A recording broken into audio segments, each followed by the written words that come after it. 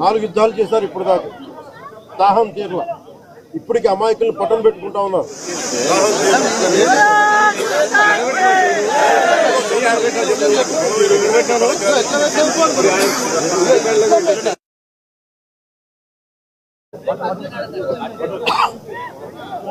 నిన్న కూడా చూసాం. సీజ్ ఫైర్ అన్న తర్వాత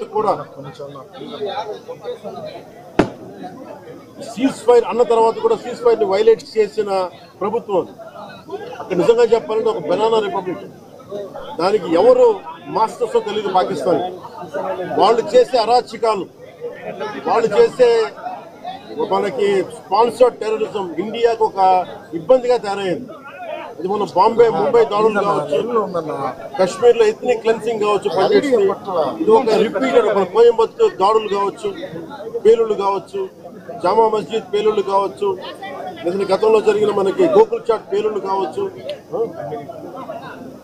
లుంబిని పార్క్ పేలుళ్లు కావచ్చు, ఇవన్నీ కూడా ఎక్కడో చోట దీనికి ఒక ముగింపు పలకాలి. దీనికి ఒక బలమైన గుణపాఠం చెప్పాలనేది నరేంద్ర మోదీ గారి అందరికీ ప్రజలందరూ కోరుకున్నారు. ఆయన